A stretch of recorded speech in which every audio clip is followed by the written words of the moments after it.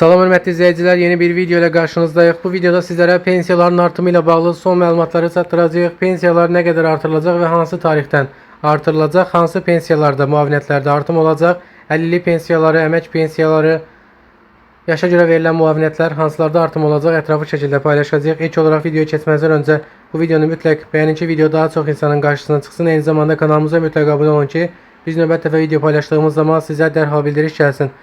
Bəli, hörmətli izləyicilər, sentyabr ayından etibarən bir sıra sosial müavinət, təqaüd və pensiyalarda artımlar ola bilər. Əslində iyul ayından artımların olacağı gözlənilirdi, ancaq artımlar iyul ayında reallaşmadı. Bir çox artımlar təklif olunmuşdu Milli Məclisdən. 220 manat yaşa görə verilən sosial müavinətin artımı, 320 manat minimum əmək pensiyasının artımı, 400 manat minimum əmək haqqının artımı və veteran pulunun artımı. Bu kimi artımlar təklif olunmuşdu, ancaq artımların reallaşması növbəti aylara qalır. Sentyabr ayından artımlar qeydə alına bilər, hörmətli izləyicilər. Ətraflı şəkildə sizlərə məlumat verəcək. Pensiya artımları, pensiya və sosial müavinətlərdə ediləcək artımlar barədə növbəti dəfə təkliflər paketi hazırlanıb. Bu paketdə hansı artımlar və faiz dərəcələri göstərilir, onları sizlərə ətraflı şəkildə məlumat verəcəm. Hörmətli izləyicilər, ilk olaraq əmək pensiyası haqqında məlumat vermək istəyirəm.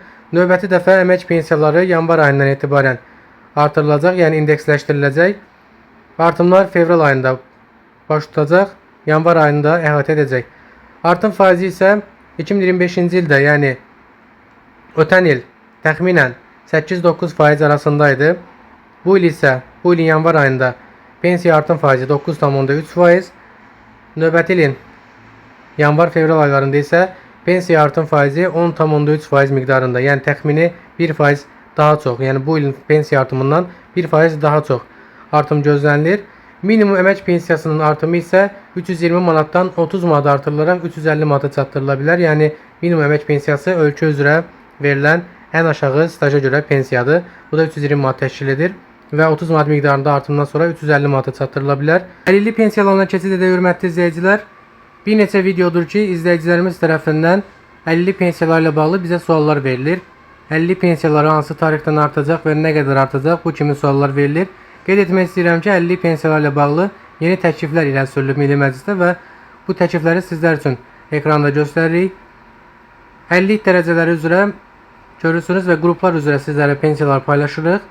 Birinci dərəcəli əlillik üzrə artım 40 manat təşkil edə bilər. İkinci dərəcəli əlillik üzrə 30 manat, üçüncü dərəcəli əlillik üzrə isə 20 manat miqdarında artım ola bilər. Qeyd edim ki, ekranda paylaşdığımız rəqəmlər sadəcə təklif olunan 50 pensiyalarla bağlı qanuna dəyişiklik olunması gözlənilən və təklif olunan rəqəmlərdir.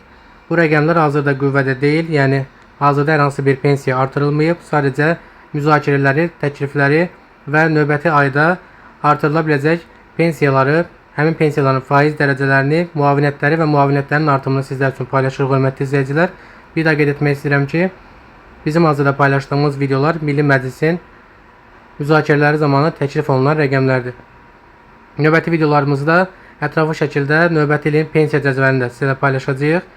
Pensiya cədvəlində isə sizlərə ətraflı şəkildə hansı pensiya nə qədər artıb cədvəl şəklində göstərəcək. İyul ayında pensiyaların artımı gözlənilirdi, ancaq büdcə planlaması səbəbilə pensiyalarda iyul ayında hər hansı bir artım qeydə alınmadı.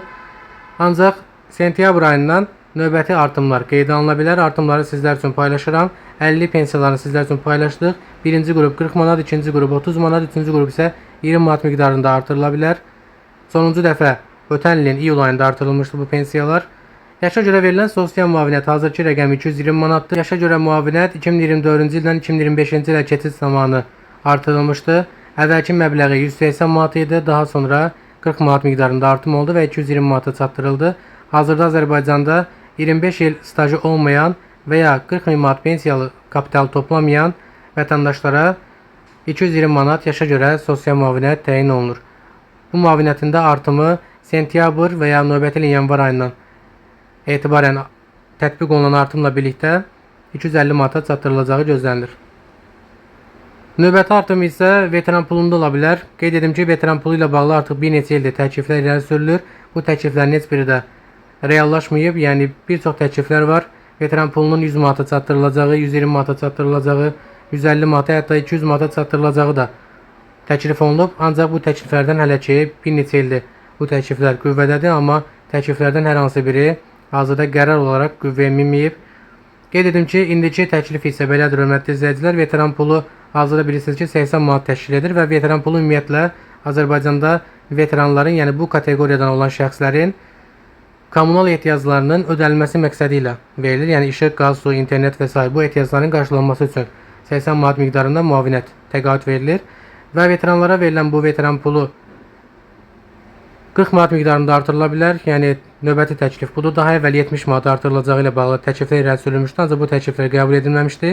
İndi isə 40 manat miqdarında artırılması ilə bağlı təklif irəli sürülüb və 120 manata çatdırıla bilər bu təqaüd, hörmətli izləyicilər. Təqaüdün artırılma tarixi isə sentyabr göstərilir. Sentyabr ayında həmin bu təqaüdün artırılıb artırılmayacağını daha ətraflı şəkildə görəcəyik, hörmətli izləyicilər. Qeyd edim ki, Azərbaycanda bir daha əmək pensiyalarla bağlı növbəti videoda paylaşım edəcəyik. Əmək pensiyalarla bağlı artım faizi 10,3% təşkil etməlidir və dəqiq cədvəllər paylaşacağıq sizlər üçün. Növbəti videoda əmək pensiyalarının artımı yanvar ayından fevral ayından etibarən neçə faiz olacaq, hansı pensiyanın nə qədər artırılacaq cədvəl şəklində sizlər üçün paylaşacağıq. Eyni zamanda qeyd edim ki, ünvanlı dövlət sosial yardımı üçün hesablanma qaydasında dəyişiklik ola bilər.